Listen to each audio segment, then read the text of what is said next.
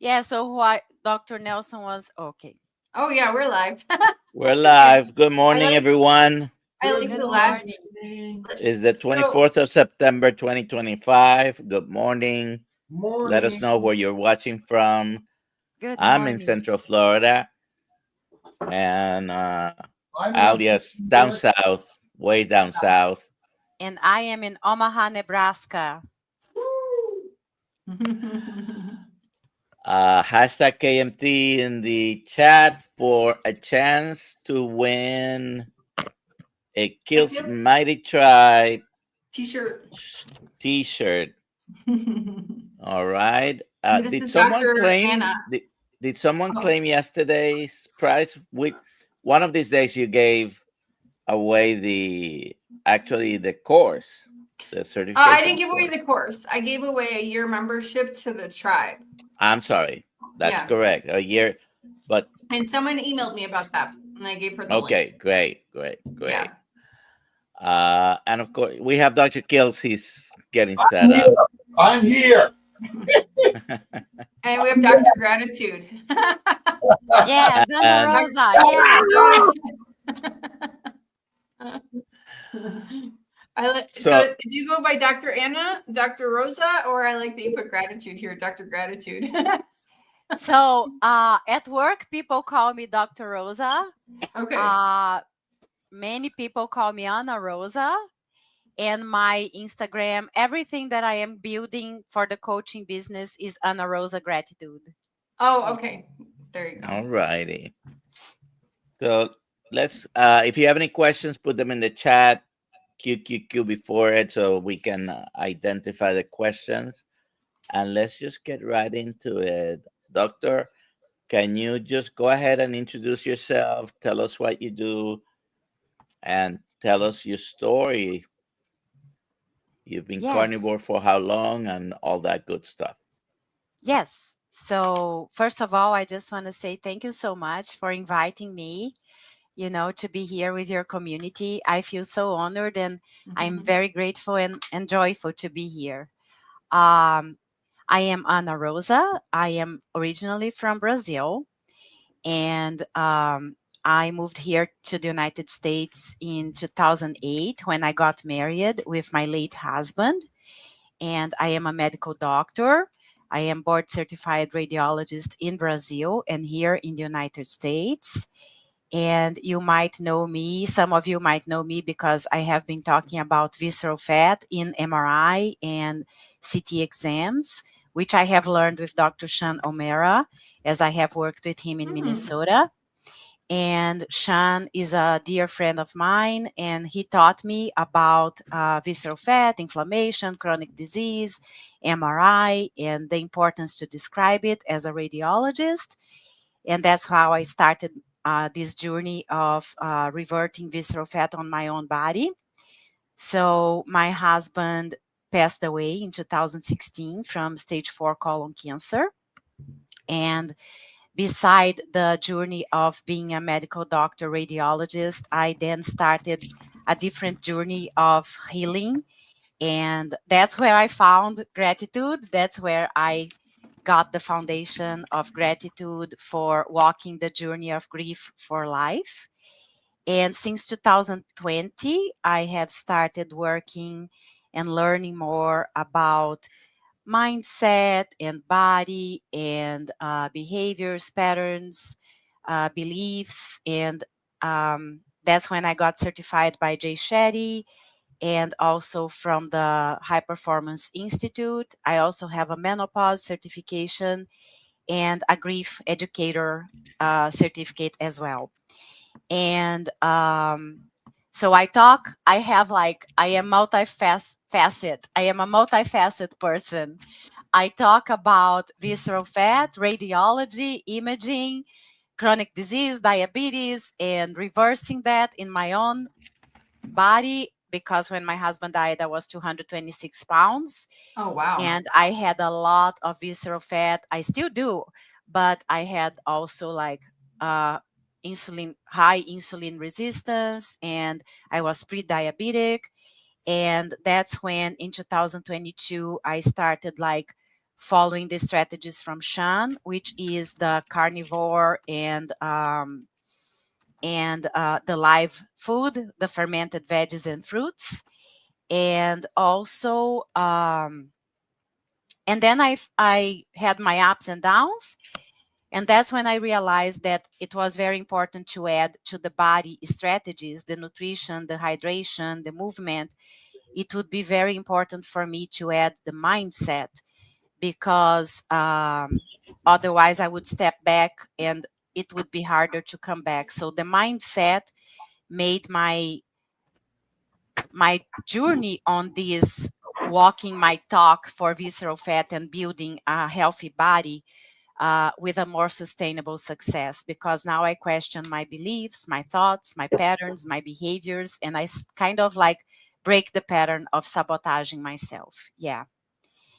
And on top of that, I am very faithful, and my faith has held me my whole life.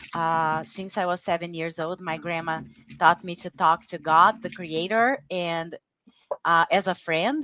And I'm very grateful because through my difficult times, God has held me. God gets my back, and that's it. That's me, Ana Rosa Gratitude. Thank you. I'm going to start with the most obvious question. So, what, and we already have a couple of questions there, but what would be the fastest, more effective way of getting rid of excess visceral fat? I would say completely eliminating processed foods and cutting. If you still want to have some carbs, like low glycemic carbs, I would say completely decrease a lot your carbs, and no sugar, no alcohol, no drugs, no smoke. So that I would say completely no, zero, like zero, zero, zero processed foods, zero sugar, zero alcohol, zero drugs, zero smoke, and that would be the fastest way. And on top of that, I would add movement and strategies for decreasing your stress, particularly sleep, because sleep is very important for decreasing cortisol, improving growth hormone, and helping with insulin resistance, and helping with high blood sugar. And that's easy, right? It's like easy, I say, it's free. You don't have to pay for that. You can do it on your own. Yeah. Very good. So I'm with you. So for me, it's always every day Yes. inspired by the word, and the word is the way, and it's gratitude, love, kindness, forgiveness. Yes. Amen. And I think that's the one thing we want to continue to simmer and share how important it is, because you can eat one way or another, but you really need to lead with what the mind is mastering. Yeah. And the mind is the master in all of this, Anna. So I really appreciate your words of gratitude and faith, and that's so important that we need to continue to instill all of that each and every day for all of us. Amen. I completely agree with that. My banner is Ana Rosa Gratitude, where science meets soul, because I believe we need to turn off the brain a little bit and go to our hearts and connect to the goodness we have inside of us, because that's healing, right? That's healing for your stress too. And science and spirit and the soul are one. Yes. There's no separation. This idea that there's separateness in any of this. Love, kindness, right? Forgiveness. And that's so important to be positive every day and to help people that are feeling the pain. We're here in a world of service, and maybe you could talk a little bit about what really sets you, what's your energy to set you on the road of service every day. So I was recently diagnosed with ADHD, and I got to realize that my brain, since I was little, was just different, is just different, but I didn't know that when I was little. So I am creative, and I love connection, and I love being a voice for goodness and for my faith. And I love learning all the time about different topics, and I love sharing what I learned that could be helpful for others, holding space for them. And that's my service. And my service got even stronger and with much more meaningful purpose because of my husband dying. So when he died in 2016 from stage 4 colon cancer, that I started the journey of grief. That's when I connected with gratitude, and that's when God really held me on his hand, and my service became to honor him, to build health, to build life, and to be a voice together with his soul, together with us all expanding. And like I say, memory picture, holding our hands through the heart of our souls.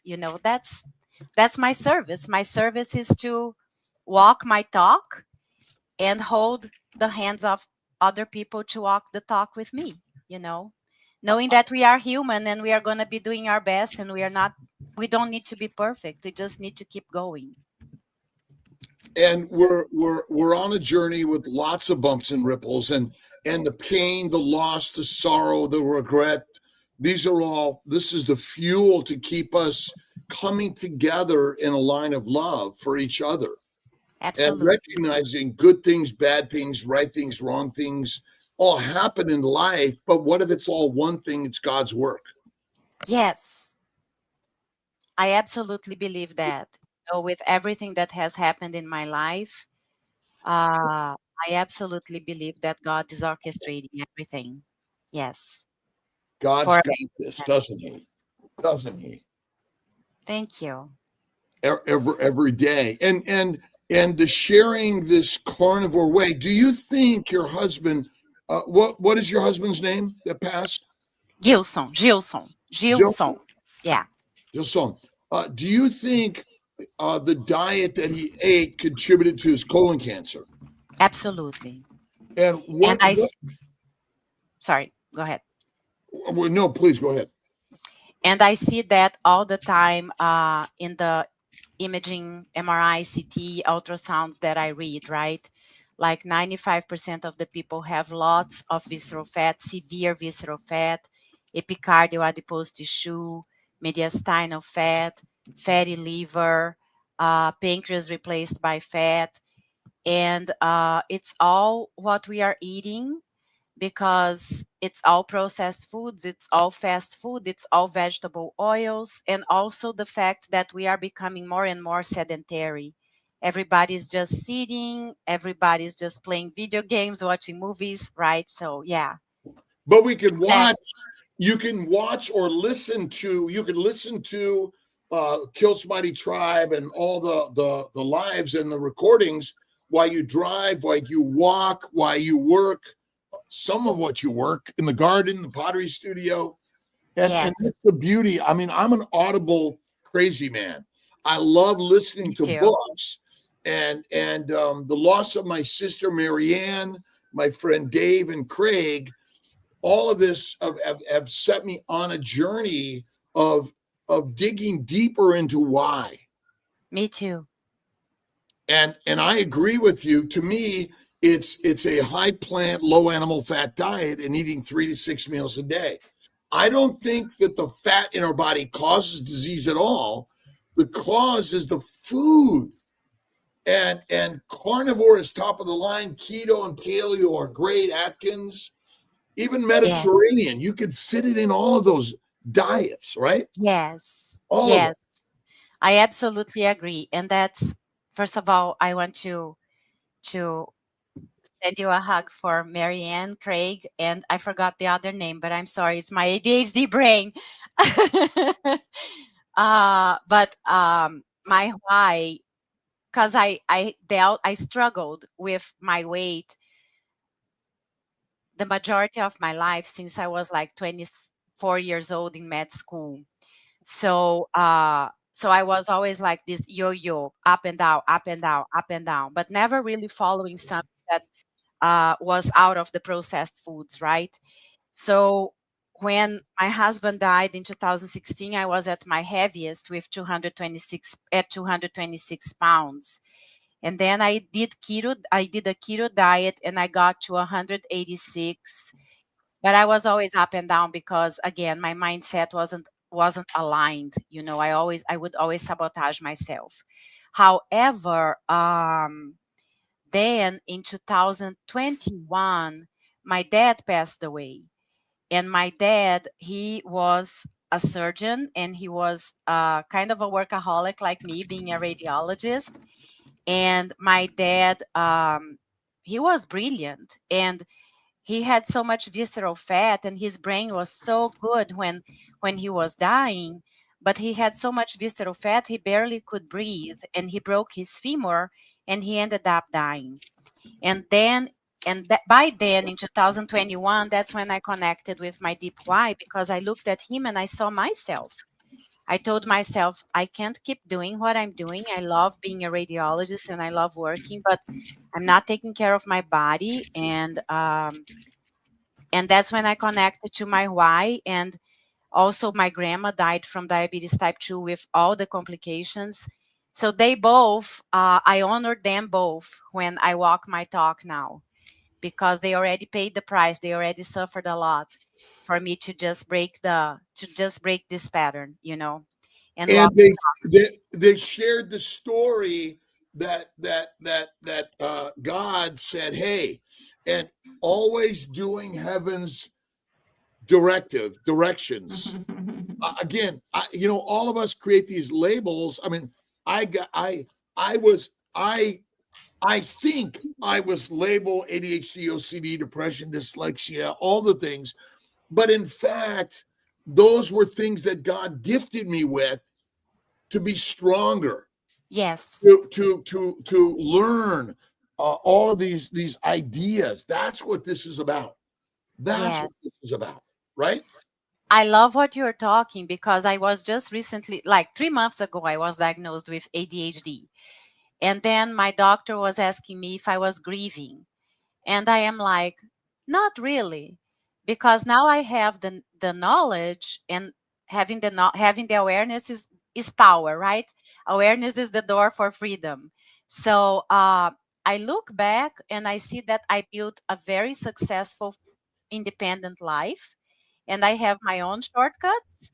But on the and now the ADHD is a gift, because I can use the tools I have to build differently, because my brain is different. And on the other side, I can look and say, oh, wait a second, I do have this sensitive to criticism, or I do have the imposter syndrome, but now I am aware. Well, I was actually just talking to T earlier this morning about our sensitivity to criticism. Okay. But in fact, remember, it is love and forgiveness, right? Yep. Turn the other cheek. These are some of the most important things. And love, judge with love, critical. And Yes. but grieving again is that gift that God gives us to help us come within, and Yes. then go on the journey to figure it out. Yes. And to me, one of my favorites, and I'm sure you read this book, is Yes. A Course for Miracles, Marianne William. Yeah. I love well, that. no, Marianne Williamson is not this book, She's but not. Yeah. but she did she's amazing, by the way, and she certainly helped bring about, and that's why all of this stuff about is everyone has the right to say pretty much everything and anything, right? And our job here is to discern it and bring the better conversation to the story. That's what we're here to do, right? Yes. Bring a better Absolutely. story. I tell myself, and I know it because it's my journey, Grief is not my enemy. Grief is a friend, is a teacher, and is a reminder of love. And then when I connect to the love, I connect to gratitude. And then everything becomes abundant. Someone is saying fasting helps with visceral fat. Absolutely. So you asked me the fastest way. The fastest way, I believe, is eliminating all processed foods, sugar, alcohol, carbs as much as you can. And if you want to keep them, you keep the low glycemic, and also cigarette, drugs, and vegetable oils. Fasting, specifically if you do extended fasting, definitely helps with burning visceral fat, killing the silent enemy inside of you. However, for me, fasting, I had to implement it slowly because I would feel sluggish. So I implemented it slowly. I started at 12, 16, 18. Now I'm able to do up to 96 hours. But I definitely use my water with apple cider vinegar and fasting electrolytes and salt. So that helps. And I walk every day. I walk 20,000 steps every day since my dad passed away. And it is my mental crutch. And I definitely would tell you to walk as much as you can, because walking moves your muscles, particularly your calf muscles, improve your venous return to your heart, improve your circulation to your brain and to your body, and releases myokines, which is molecules of hope. So yes, muscle, memory, bones, yeah, and mood. And these, what have you found by listening and watching and reading others in this space to help guide you and give you support? You use the word crutch. What's a better word than crutch in this? But interesting, you just brought back a story. When I broke my leg at age 19 and met a doctor that convinced me to become a doctor, I was on crutches for like 6 months. But without those crutches, I couldn't move. They were, maybe Dr. Nelson has a better word for it. A crutch, sometimes we think in a negative way. Something bad, yeah. But it isn't. It's actually something to guide us as we then begin, and then we let go of the crutches. Yes. And sort so, of training wheels. Training wheels. That's it. Yes, I love that. And it's part of the physical therapy. We have something new out. And I don't know if Thomas is here. That's Papa. Peter. That's Peter. Peter's yes. here. Peter. Yeah, he's here. That's amazing. And then we've got something else. Oh, we got Lance in there. A couple other stories. I love it. And then Oh. Wow, look at you. This is our Gorgeous. new Kill Stealth Digest, which we're really excited to putting out. He says he put me in a magazine. Coming out. So I really love it. excited about it. And again, it's these are all training wheels. They're all stories. Yes. They're systems to strengthen us. Why we then relinquish the crutches, the training wheels, in all of this. But we do it with the community more than anything. Yes, absolutely. It's very important to have accountability partners. Yes. Inspiring partners. Yes. Inspiring partners, because I'm not going to let Dr. Nelson do more fasting than me. Damn it. Damn you. Yes, absolutely. And I also feel like it's sitting on the bench with you, right? When you are having a harder day, you have someone to hold space for you and be there for you. And I tell myself, when I need, I borrow energy from you. And when you need, you borrow energy from me. And we keep going, Yeah. And I can tell you the infinite number of books that I've read, listened to, and the stories I've watched over my lifetime give me strength every day. Yes. And that's why, Audible books are great. You can get my books on Audible, by the way, but you can get paper copies also. I And love them too. when I was at my lowest, that's when I wrote these. And ultimately, when we're at our lowest, he's there to catch us, right? We're falling and falling and falling, and then there's a cushion or a net, or the wings will unfurl for all of us, right? Yes. That's the beauty of this story for all of us. We're Yes. here together. Yes. We are here together, and it's very important to be in community.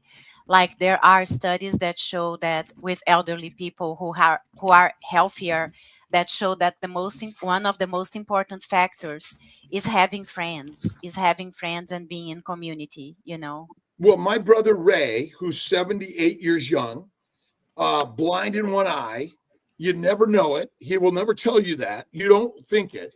But the one thing my brother has always honored is his community and friends.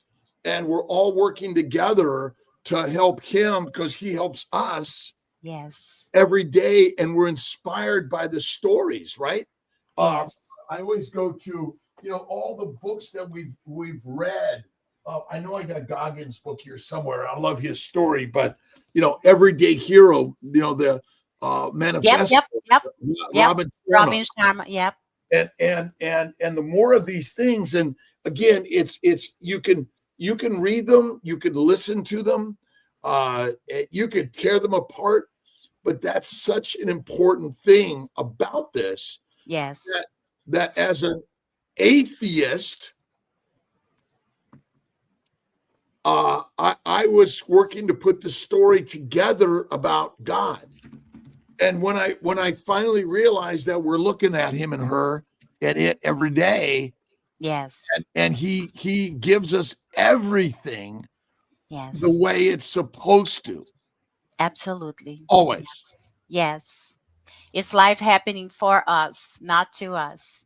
And just trusting and knowing that we are made as image of God and that we are wonderfully and fearfully made. And fear is faith evolves and restores. I love that. That's the acronym for faith, right? Fear is part of our lives. Yes. Oh, I'm afraid of being alone. I'm afraid of failing or Dr. Nelson not liking me. Dr. Nelson might be like, we need to talk more about visceral fat, Dr. Rosa. You are talking too much about gratitude. Well, visceral fat. Okay, so now here's my thought. This is absolutely great, and I love it. I just want to say, Dr. Kills, we have a bunch of questions accumulating fast. We do, and it's wow, that first half went fast. Causes no disease. Fat on our body causes no disease. It's a sign that says you're doing something wrong.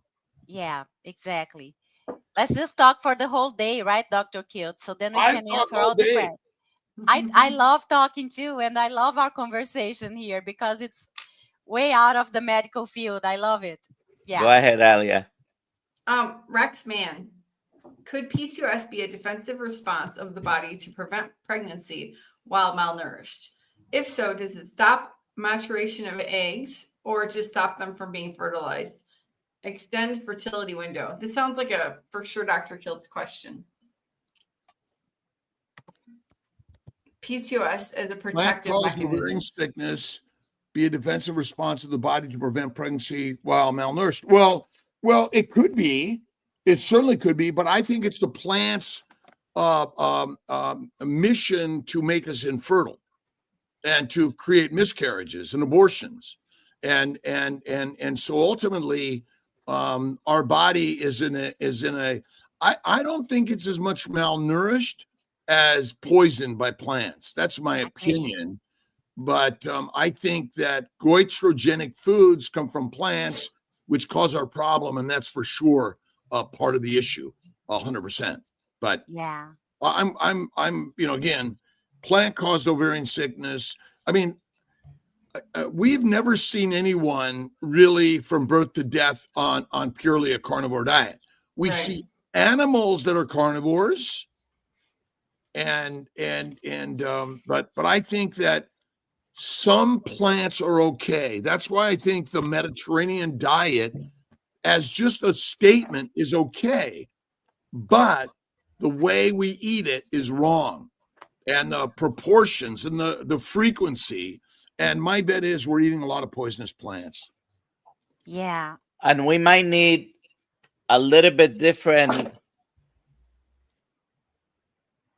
changes to that depending on how metabolically sick you are. I think if someone can tolerate eating a little bit of veggies and fruits, the low glycemic, like you were mentioning, for example, doctor, go at it if you're healthy. But if you're not, you might need just to eliminate everything else. Yeah, I agree.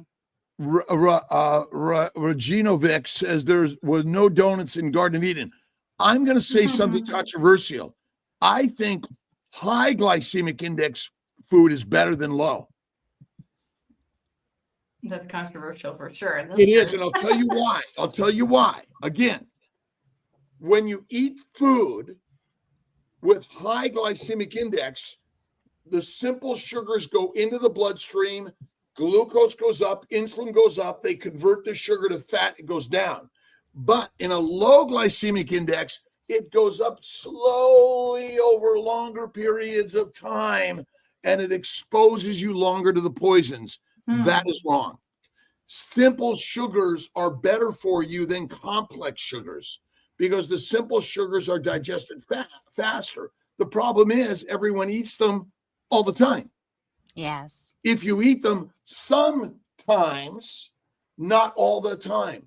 That's why plants that are cooked, fermented, soaked, or what else? What did I miss something there? Or processed in simplicity, they're less toxic than the complex carbohydrates, in my opinion. But remember, the medical system and the nutritional system is there to keep you sick.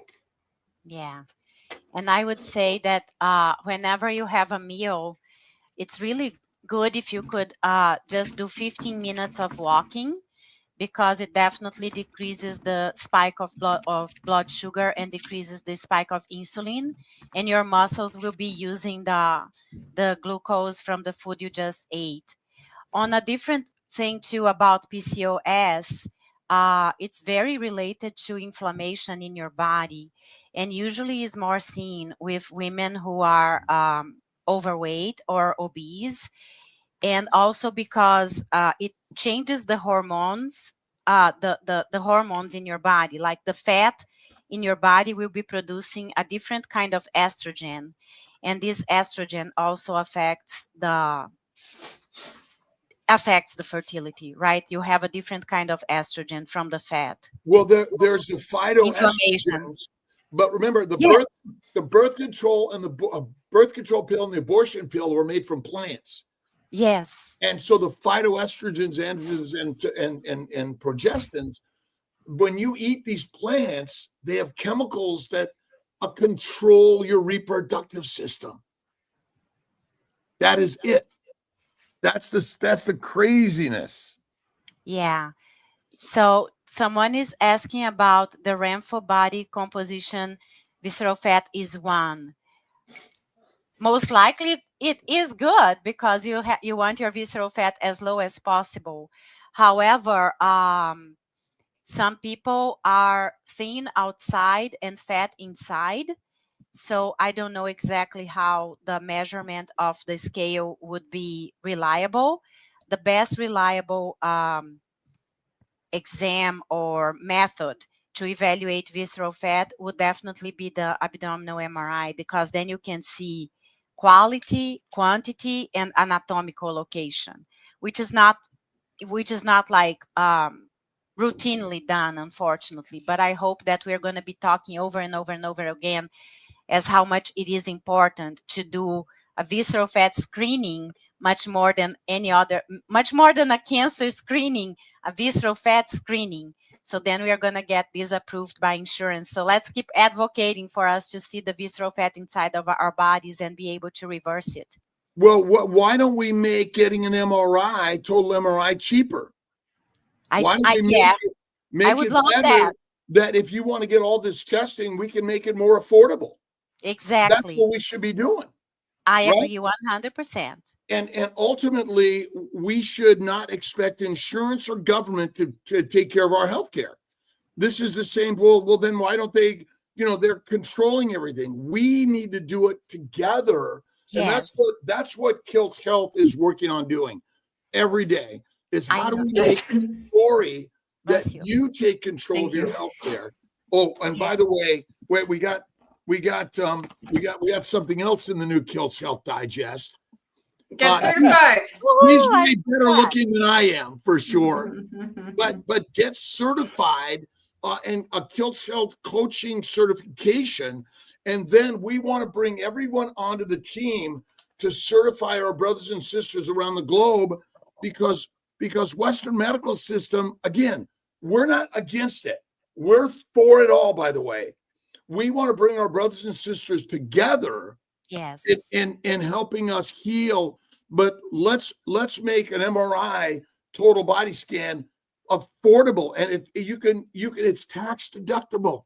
Yes, I would love that, because the MRI definitely show the visceral fat, the epicardial adipose tissue, the fatty liver, the fat in the pancreas, the fat in the muscles. And if we are getting to a point that we are recognizing that the visceral fat is the major root cause of all these chronic diseases, that's extremely important that we go for screening it and taking care of it, instead of having screening for all the other cancers and not going. I agree we should have screening for all the other cancers, but we should have screening for the root cause as well. Someone is asking about Cam's dad asks, my CT scan last year showed ascites. I increased my fasting and the last 2 scans show it is gone. Is that likely the helper? And he has liver cancer for 6 years and has been carnivore for 2+ years. So on what I have been studying, this is my study as a little bit as a doctor, but mainly as Ana Rosa. Visceral fat inflammation is extremely related to cancer, and liver cancer is one of the cancers that visceral fat is related because of the metabolic associated steatohepatitis, right? And if it's related to drinking, it could be also cirrhosis and hepatocellular carcinoma. However, I would say fasting, of course, it helps because it doesn't feed the cancer. But if you had ascites and if you have a history of liver cancer, I would definitely keep following up with your hepatologist, with your oncologist, because that's very important to make sure that it's not getting worse, because ascites is a sign that your liver function might be decompensating. So the last 2 times he had testing, it was gone. Okay, good. Yes, but I would the ascites was gone. Yeah, I would still keep following with your oncologist and with your hepatologist, but the fasting, the carnivore, the no sugar, no processed foods, no alcohol, all these definitely help with not feeding the cancer, help with your health. Yeah. Charles asks, I take 5 milligrams of creatine daily, which has an effect on the EGFR, estimated glomerular filtration rate. When should I quit taking it to have a correct test? Do you want to take this, doctor? Quilts or me? Well, he's not here. Oh, okay. Oh, yeah. So I am not a nephrologist. I am a radiologist. However, I am going to say that I have been talking to some friends of mine who are nephrologists, because I am taking creatine myself. Okay. And there are controversial opinions about creatine affecting your kidney function. but the majority of them are coming to a consensus that it might not affect your kidney function at all. I take 10 milligrams of creatine daily, but again, this is me, personal. So Five, go ahead, five, finish. 5 for my muscles, 5 for my brain. The creatine, when you take creatine, it's excreted as creatinine. Not excreted, I'm sorry. It's converted. It's converted in creatinine. So it increases your creatinine in your blood, but it would be a false positive. If it is affecting your EGFR, another test that you could ask for your doctor is called cystatin C. And you should check if your EGFR is affected, not only because of the creatine, but because of other things that might be happening, because you might not be hydrating well.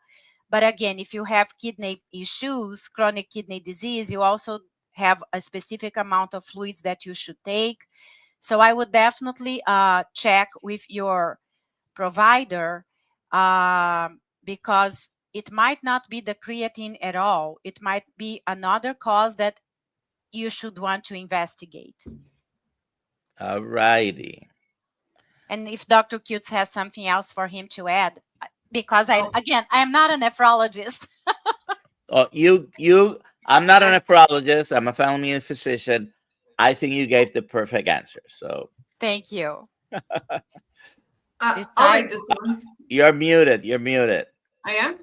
Oh, no, Dr. Kiltz. Oh. Kiltz, shut the F up. No. It was some noise in the background. All right, Chuck.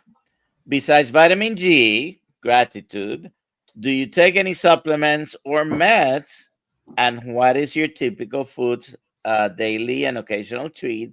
Great job and thank you. And obviously, she already mentioned she's taking creatine. So Chuck, thank you. So in the morning, again, this is my protocol, and I'm not really, you have to check if it's good for you or not.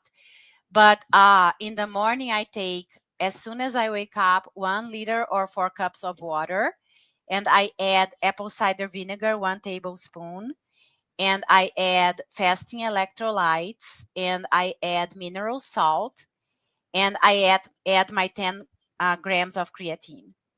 And then I take this water, and in the morning I take magnesium L-threonate that goes to the brain by crossing the brain brain-blood barrier. And I also take together with the magnesium L-threonate the vitamin D3 and the vitamin K2. It is important to take them together, and mainly in the morning, because the vitamin D3 goes with the circadian rhythm. And when you take them together, they act synergistically and also protect against calcium building in the walls of your arteries. So that's my morning routine.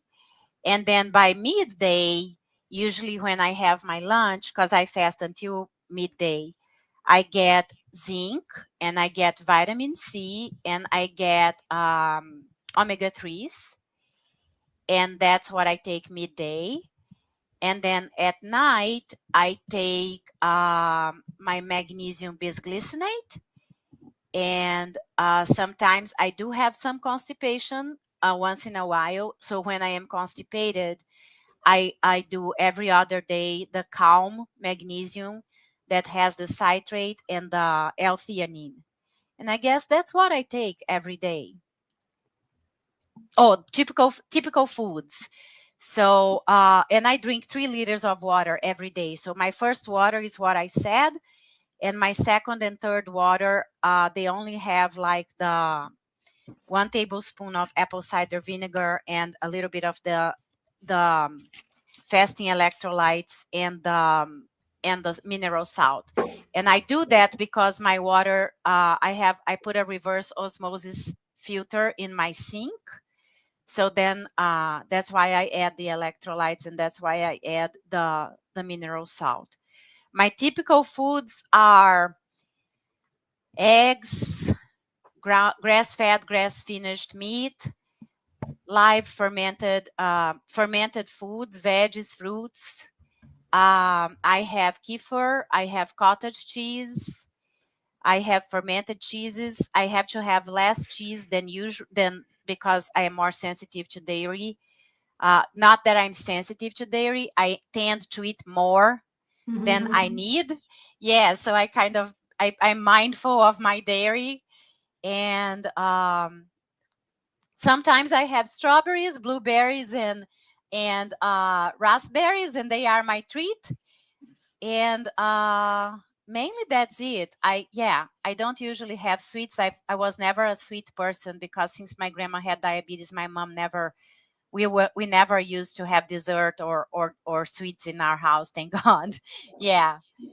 um All right. Anna, how long of a Anna fast? is asking, Mhm.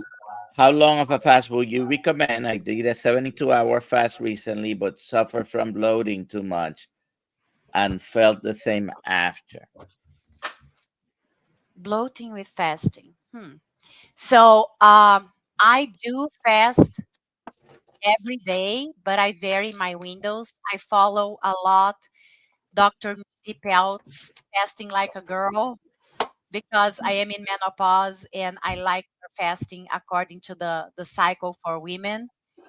So I usually do 16, 18, 24, and once a week I do 24, sometimes I do 48, and at least once a month I do 72 or 96. But again, if I start feeling sluggish and it doesn't get better with the fasting electrolytes and the water, I just stop, because it's respecting my body. Everything is honoring your body, right? How you feel. You don't want to feel sick, otherwise you don't want to do that again. I don't know about the bloating with fasting, because it was supposed to be to get better, not really worse. So I would probably tell you to start slowly and increase progressively, because it might just be a reaction from your body that you are overdoing it. I don't know. What do you think, Dr. Kutz? Your bowels are fasting. Fasting does not mean an empty stomach yet. And your bowels are always moving, and so there's a lot of microbes, and there's still food in your gut 12, 24, 36, 48, 72 hours later in most people. So you're noticing more. And it's not a bad thing. It's just is a true thing. And I just say you got to push through it. Dr. Nelson, I did 15, he did 22. It's not easy. Running a marathon is not, even walking it is not easy. But you push through it. Not eating for 99% of us is one of the very best things we could do. Yes. But it is hard. And when you listen to your body, it's going to say eat. It's not dumb. All it knows famine for the first 3.5 million years, a lot of it. So I'd say just push through it. You'll be fine. Yes, keep drinking your water with electrolytes. It definitely helps. 100%, 100%. And one other thing too, I forgot, but anyway. Yeah. Well, let me just put a plug in. We are working on our new mineral electrolyte without stevia is coming. So be patient. And for I love those, that. so that's what we've been doing, but we got some new stuff coming. So really excited about that. I love that. All right. Erin asks, can one do fasting if one does not produce cortisol? And I've spoken to Erin, and she basically has I don't know if it's a congenital adrenal problem or acquired, but she doesn't produce cortisol. Cortisol signals the liver. What do you advise for individuals with adrenal insufficiency? I would probably leave this answer for you, Dr. Nelson. I think you can still fast it and monitor. And I believe you do some amount of fasting. I know at least you do some time restrictive eating, which is what I call anything under 36 hours. I don't call it fasting because you're not empty, like Dr. Kills was explaining. Most people at probably would be after 36 hours, but intermittent restrictive eating, reducing your window to 6 to 8 hours on a regular basis shouldn't be much of a problem. And in her case, she does have a very tight control of this. She has an actual pump that secretes. They repurpose an insulin pump for cortisol, by the way. So I don't know if I would consider prolonged fasting, maybe going beyond three days. You have to be careful, but I think on the short time, the 1 day, 2 days, 3 days, and she keeps monitoring also her blood sugars, basically the response that she has to her own pump injections and her life. She does keep a close eye on that. All right. I pulled up this question because somebody took for Dr. Kiltz. Can visceral fat form in the brain? No. Visceral fat is the fat you have inside your abdominal cavity, your stomach. It's the fat that is surrounding your liver, your bowel, your pancreas. And then you have a different kind of fat that gets in your chest, which is called ectopic fat. And that's the fat surrounding your heart and your arteries, your aorta, and it's called epicardial adipose tissue.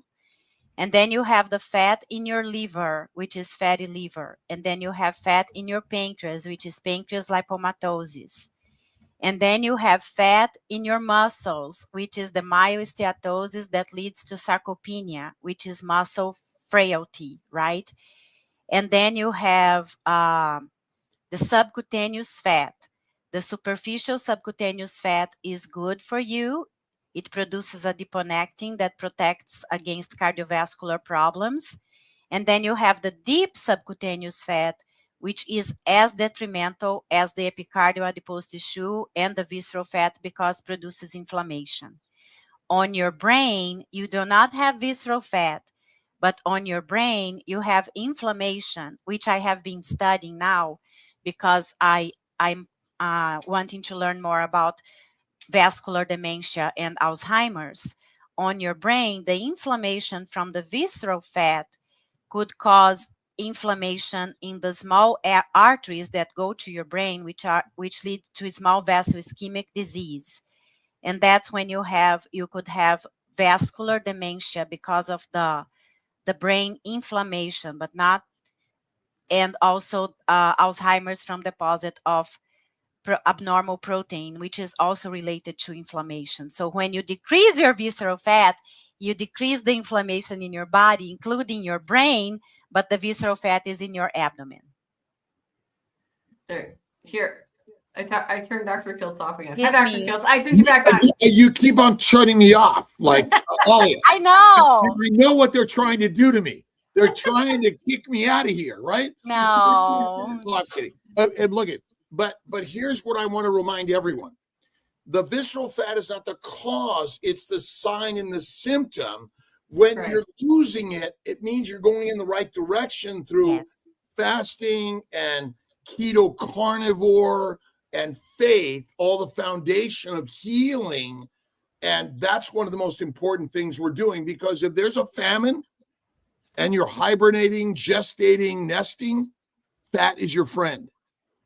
And so I want us to be realizing that I don't care what size you are, you have the bones, the muscles, the organs that are in you right now. And that's why I think the motivation to follow what Anna's sharing is one of the most important things we're doing here.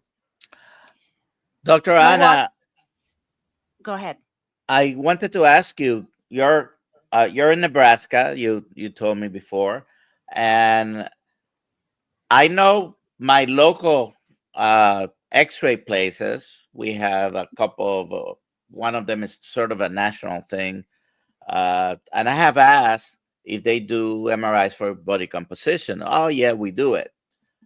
Now I know not everybody is fellowship trained in body composition. How do I find out the best place locally? And that question applies for everyone. If you wanted, if I wanted to go and do an MRI for body composition, uh, besides going to the place and just hoping that I get a good radiologist to read the So study. that's a problem that we have right now. So the abdominal MRI most likely is not going to give you it's not going to describe the visceral fat, because we have not been taught about that in medical school, and we are not taught about that in medical school until now. So radiologists like me, we see visceral fat every day. Like I said, 95, 99% of the exams that we read, either CT, MRI, or ultrasound. However, it is so common. Since it is so common in our population, we don't describe it, right? We describe everything else. So that's why it's so important to bring the awareness for radiologists to start describing visceral fat, like I have been doing in my reports, and also radiologists guide other doctors. So, like in the impression, it is important to say that what I'm seeing, the visceral fat, the epicardial adipose tissue, the fatty liver, the pancreas with fat, everything is related to metabolic disorders, and you could reverse with fasting, exercise. So then I could guide, the radiologist could guide the provider a little bit more. So so there is no CPT code for evaluating visceral fat as for now.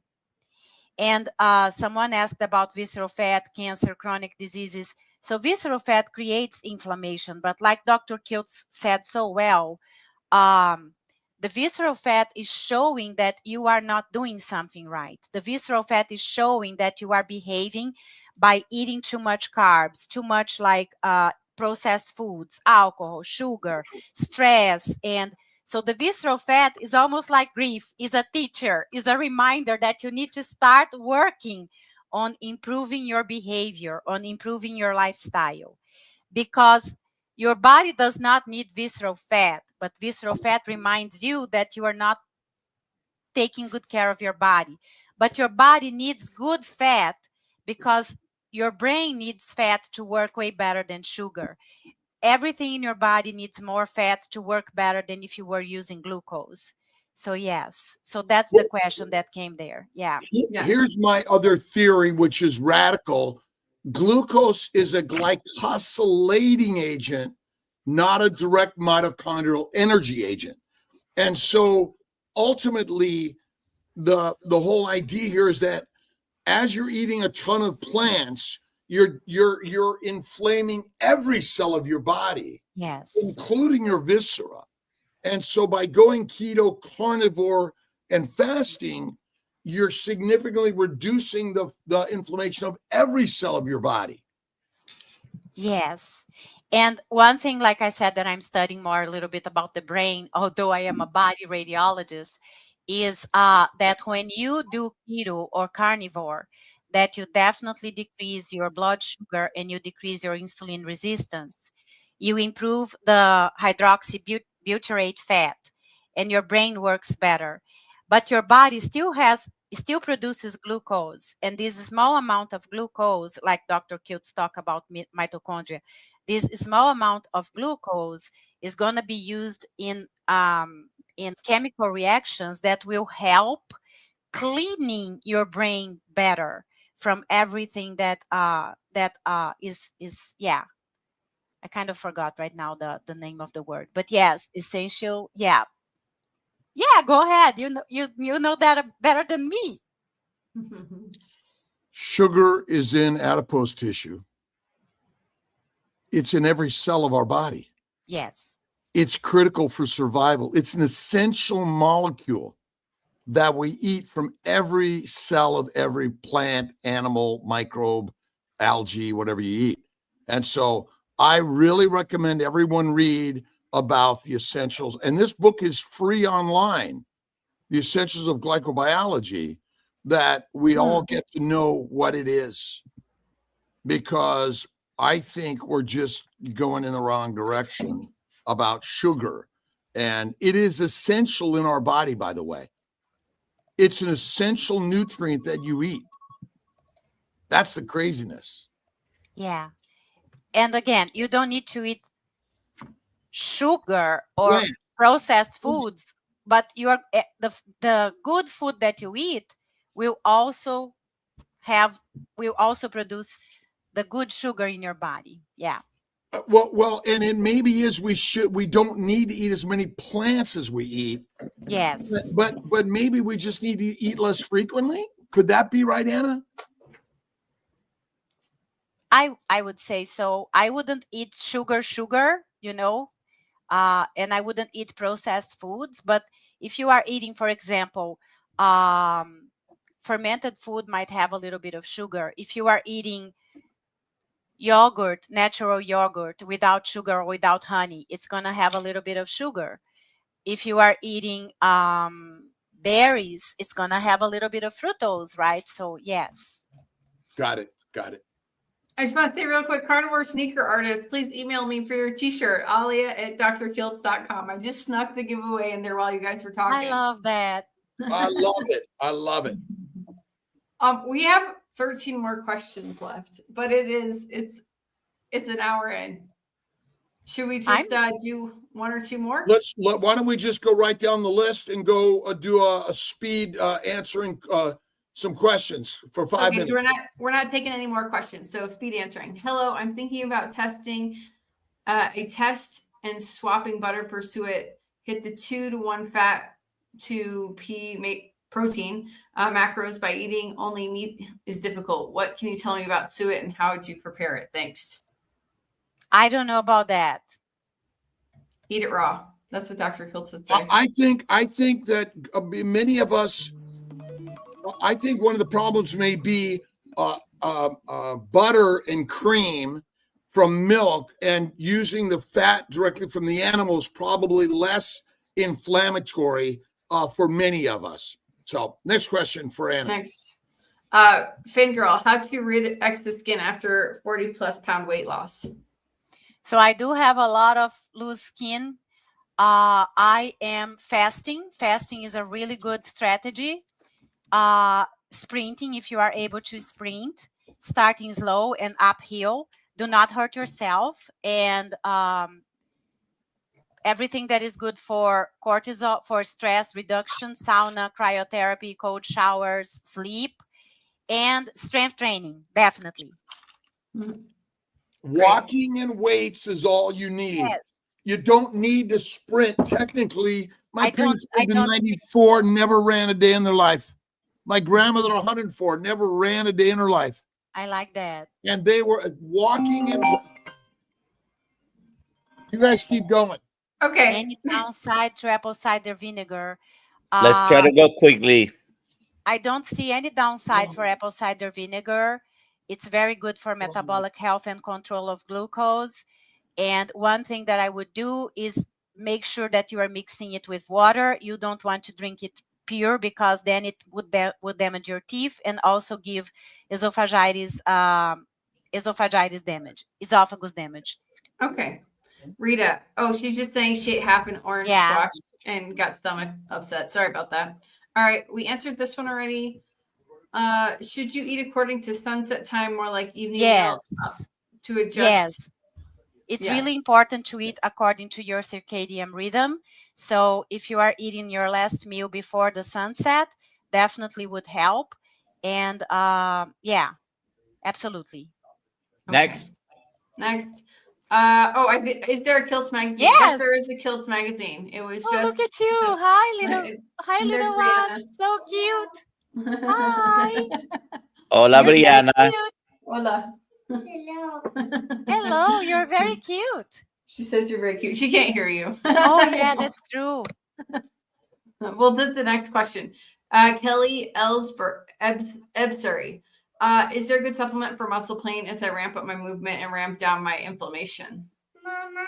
I like taking warm showers, and I like using, if you are, cryotherapy might be good too.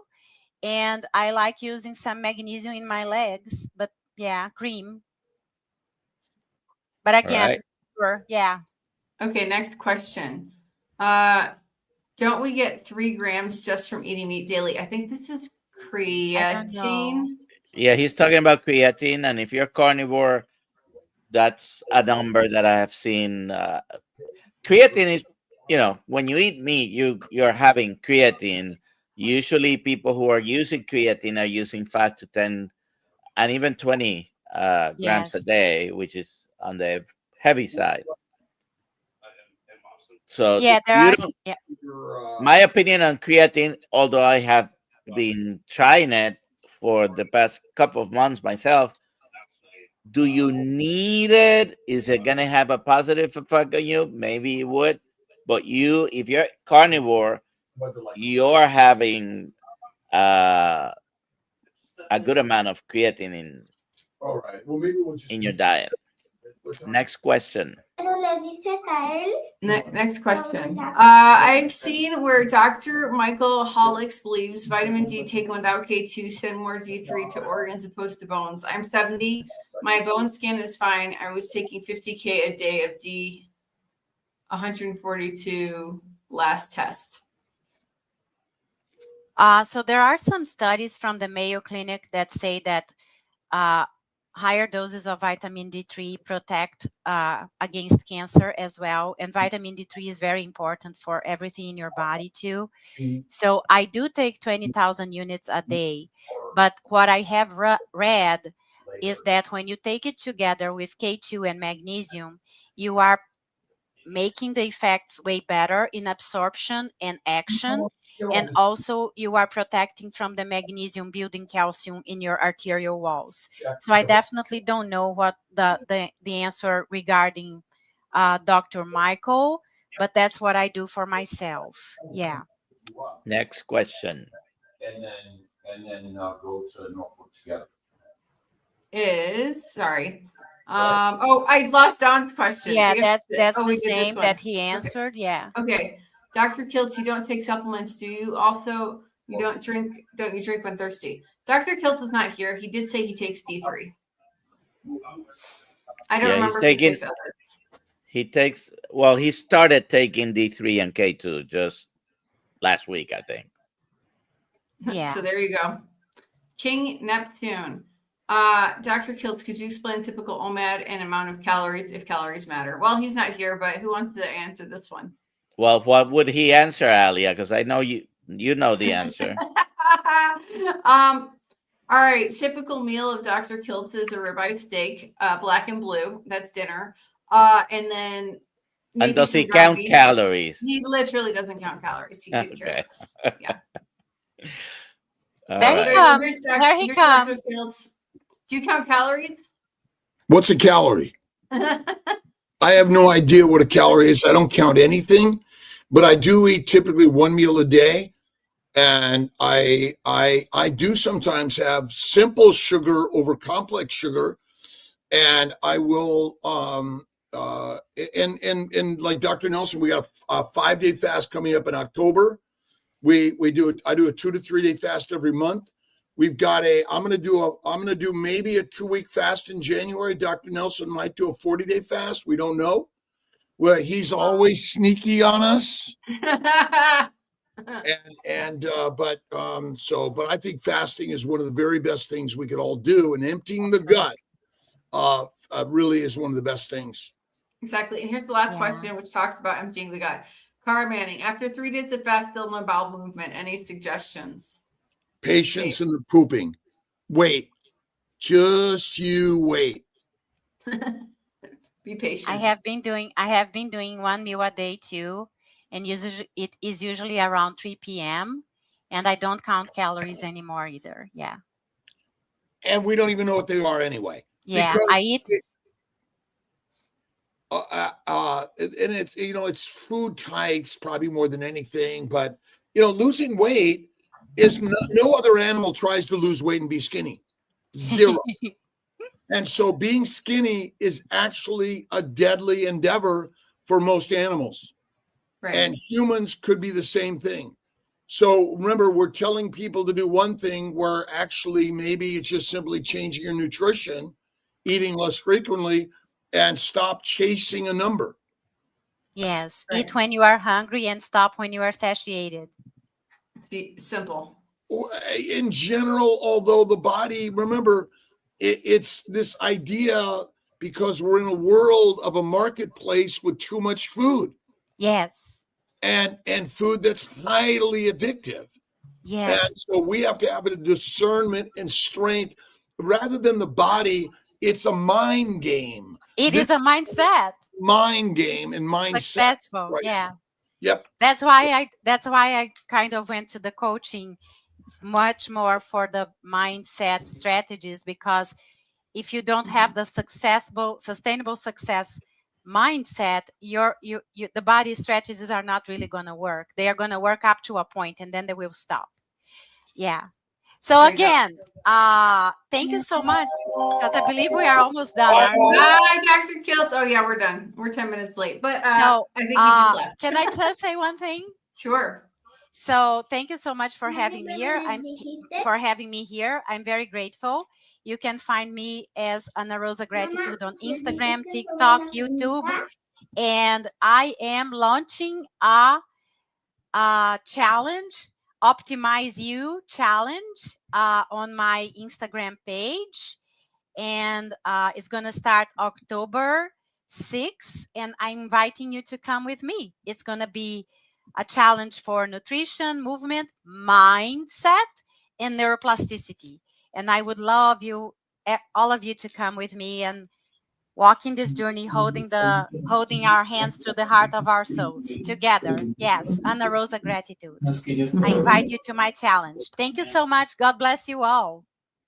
Thank you very much, Doctor. You have a great day. Goodbye, everybody. Thanks, everybody. Those in the class, 3 p.m. Today is the last official module, although I will have an announcement about that at the class. So be there or be square. Thank you. Bye, Ariana. Brianna. Alia and Brianna. Oh, Brianna. Bye, Brianna. Bye. Bye, Alia. Bye, Dr. Bye, Nice to meet you all. everybody.